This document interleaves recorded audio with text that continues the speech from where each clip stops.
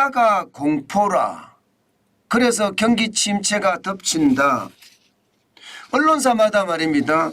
금리 인하는 경기 회복의 시작이다. 아니면 경기가 더 나아질 수 있는 신호다. 이렇게들 이야기하지만요. 실질적으로는요. 금리를 인하한다는 것은요. 침체의 시작이다. 아니면 이미 침체가 왔다. 충분히 그렇게 해석할 수가 있습니다. 실질적으로 말입니다. 실질적으로 마지막 금리 인상 후 실질적으로 경기 침체가 오는 시점은요. 10개월에서 17개월 후가 될 거라고 합니다. 이게 CME 그룹에서 실제 전망한 내용이고요. 그 전망한 선임 연구원도 말입니다. 결국은 금리 인하라는 것은 침체를 동반한다고 이야기를 했고요. 그게 10개월 후에서 17개월 후가 될 것이다. 그렇게 예측을 했습니다. 지금까지 그렇게 나타났다는 거죠. 지금까지. 그래서 말입니다. 우리가 금리 인상의 마지막 시점이 2023년 7월입니다. 미국을 말하는 거예요. 여기서 말입니다. 경기 침체가 그러면 언제 올 거냐. 10개월에서 17개월 이후에 침체라고 이야기하니까 지금 현재로 보면 말입니다. 2023년 5월에서부터 2023년 12월 사이다. 이렇게 이야기합니다. 그러면 금리 인하는 언제쯤 될 거냐. 기본적으로 말입니다. 더 빨리 당겨지겠죠. 5월에서 12월까지 경기 침체가 온다 그러니까 6월쯤 금리 인하를 하지 않을까 이렇게 예측합니다. 물론 시장의 예측은요. 3월까지 당겨지기도 합니다. 지금 시장에는 미국의 금리 인하가 3월쯤 당겨지고요. 그리고 6번 정도 인하한다. 미국의 중앙은행은 3번 한다고 하는데 시장은 6번 정도 한다. 이렇게 전망을 하고 있습니다. 그것은 여러분 시장에서는요. 침체가 더 깊어진다. 이렇게도 해석할 수 있는 부분입니다. 저는 이 시장을 보면서 말입니다. 결국은 금리 인상에 이자 앞에 장사 없다는 어떤 격언이 실질적으로 먹히는 거고요. 금리가 너무 오르니까 경기 침체가 나타나고 경기 침체가 나타나니까 결국 말입니다.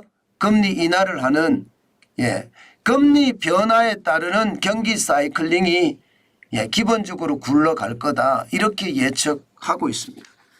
이것은 어떻게 생각하면 여러분 굉장히 충격적인 수치라고 생각할 수가 있고요. 반드시 말입니다. 금리 인상 후에 동결시키는 과정에서 경기 침체가 오고요. 그리고는 금리 인하를 하는 그 수순을 밟을 거다. 이렇게 예측합니다. 실제로 말입니다. 여러분 그 규모가 어떻게 될런지는요. 좀 더 우리가 지켜봐야 되겠지만요.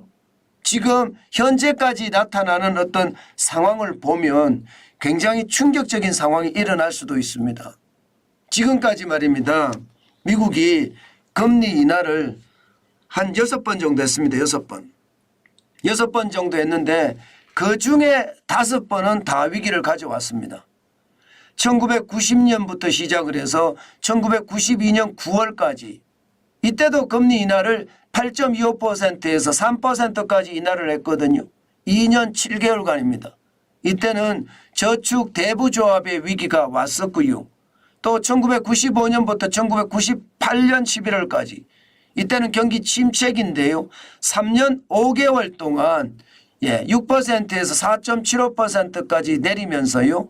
결국은 전 세계에 신흥국의 위기를 끌고 왔던 것도 사실입니다. 우리나라에는 IMF 외환위기를 끌고 왔죠.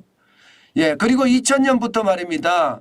2023년 6월까지 2년 6개월간도 6.5%의 금리가 1%까지 내려졌습니다. IT 버블의 붕괴가 시작된 시점이죠. 글로벌 금융위기도 마찬가지입니다. 2007년 9월에서부터 말입니다. 2008년 12월까지 1년 3개월 동안 금리를 내렸는데 5.25%, 0.25%까지 내렸잖아요. 이때도 글로벌 금융위기가 왔고요. 코로나19의 위기 때도 마찬가지입니다.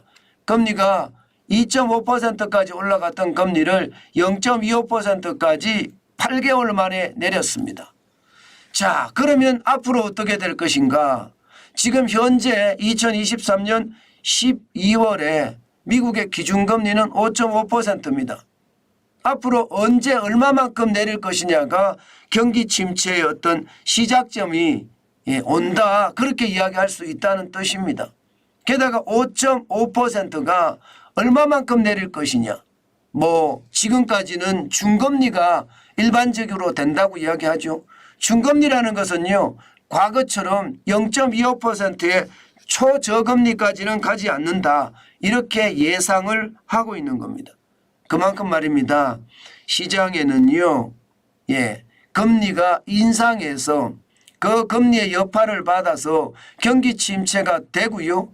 그리고 나서 금리 인하를 하는 그런 수순을 밟을 거다, 이렇게 생각할 수가 있고요.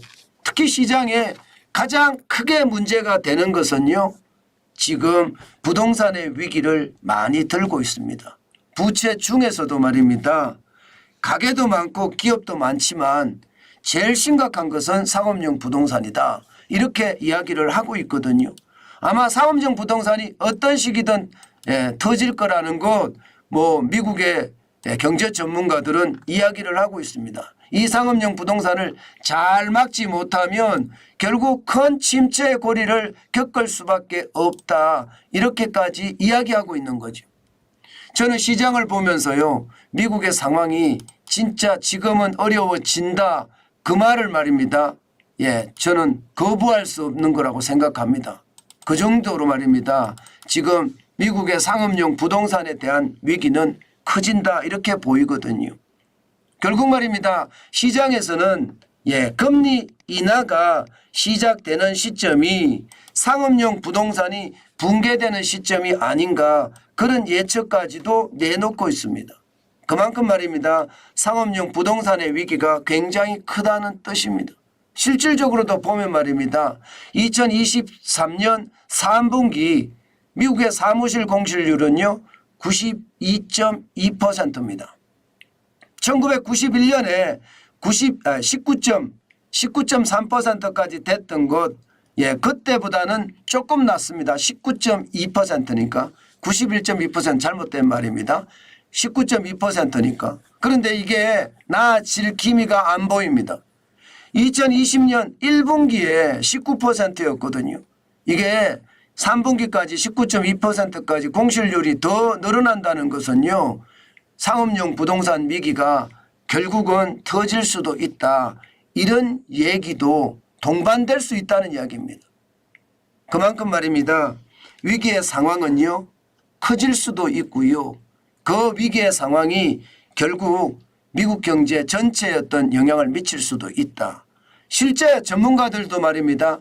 미국 경제의 침체가 덮친다는 시점은요, 내년 1분기 마이너스 1.0%의 성장률, 2분기가 마이너스 0.8%의 성장률이라고 예측은 하고 있습니다. 그렇지만 시장 전체적으로는 미국의 경제가 다시 되살아나는 분위기가 보이거든요. 그렇기 때문에 이게 단순하게 말입니다. 내년 1분기나 2분기에 침체가 온다. 연착륙이 됐든 경착륙이 됐든 침체의 그림자는 드리워지겠지요. 그러나 분명한 것은요, 경제 성장률이 마이너스 1.0%가 될 거냐, 마이너스 0.8%가 될 거냐, 이것은 미지수입니다. 당장 말입니다. 4분기만 하더라도 지금 전문가들이 예측하는 것은 0.8%입니다만은 미국의 연방준비제도가 지금 4분기 경제 성장률을 예측하는 것은 2.6%까지 올라왔거든요. 이것은 어떻게 생각하면 침체의 깊이가 얕을 수는 있어요. 그렇지만 이자 앞에 장사 없다는 말은 분명히 실현이 될 거고요. 여기에 심리까지 같이 붕괴를 한다면 그 심리는요 도저히 회복할 수 없는 그런 상황으로 몰고 가지 않을까, 이런 예측들도 시장에서는 굉장히 많이 하고 있습니다.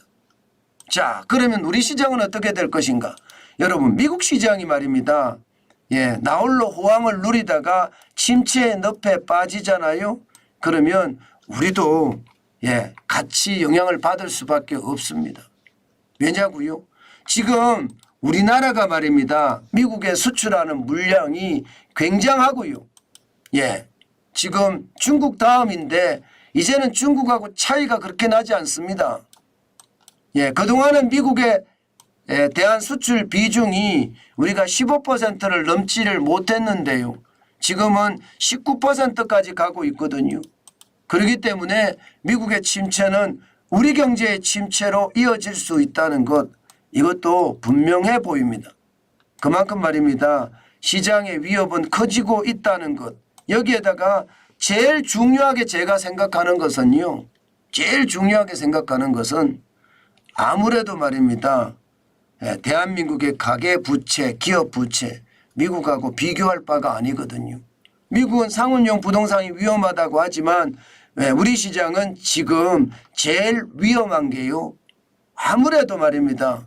아무래도 부채에 대한 이야기를 많이 하고 있기 때문에 우리가 좀 더 지켜봐야 되겠지만 상황은 점점 그렇게 녹록하지만은 않다.